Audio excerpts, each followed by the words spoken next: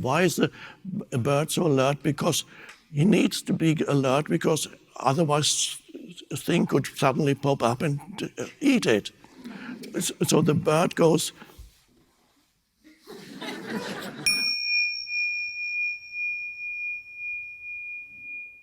this is a wonderful beginning of freedom, inner freedom, when you separate the interpretation from the actual thing. It could be a person, it could be an event, or just a simple sense perception. And suddenly you experience the very same thing that before was an unpleasant experience as actually not bad at all. Let's go back to the simple. You're standing in a lineup in the supermarket and it's just not moving, and you get very irritated and think all the things that you should be doing, and you shouldn't have come at this time, and why are these people so inefficient? Can't they?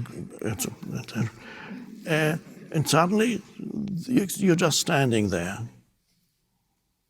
and you're breathing and you're looking around.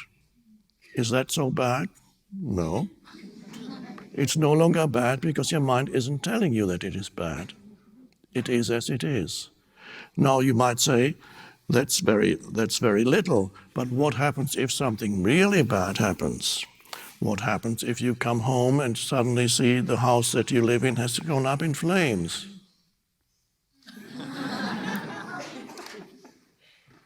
What happens if you suddenly lose your home and you sit on a park bench? What then? It still applies. The same still applies.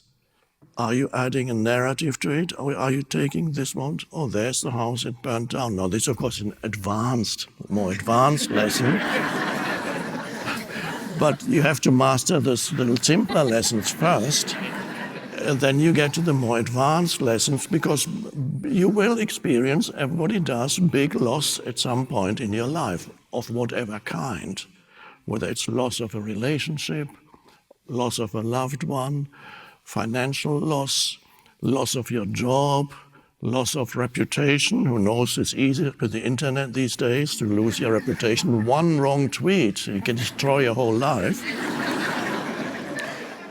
So you could experience all that, and you will. All these things will happen. As you remember, life is not meant to make, the world is not meant to make you happy. It's meant to make you conscious by challenging you. And by challenging you, at first, the challenges become unhappiness. Then you begin to realize most of the unhappiness is derived from unconscious thought processes. And then suddenly, gradually, you awaken. Oh, and then the world continues to challenge you, but now the challenges actually help you, and they intensify the awakening. They no longer bring unhappiness. Occasionally you might still fall back into unhappy reactions, but you're no longer drawn into continuous unhappy reactivity. The world is here not to make you happy, and that's, oh my God, that's so good to know, because if I hadn't told you that, maybe you would have gone through the next 40 years thinking the world would be here to make you happy, and it didn't happen. Very frustrating. The world is here the world challenges every life form continuously. Its life is precarious and challenging even for a blade of grass that grows. It's challenging for a tree, it's challenging for an animal, it's challenging for the cat, for the deer, for every life form is continuously being challenged. So it needs, but what that does, for example, to a bird, it brings about an alertness in that life form. The challenge brings about an alertness. Have you observed how alert a bird is?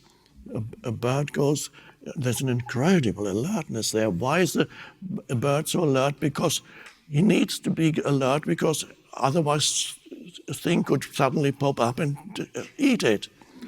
So the bird goes,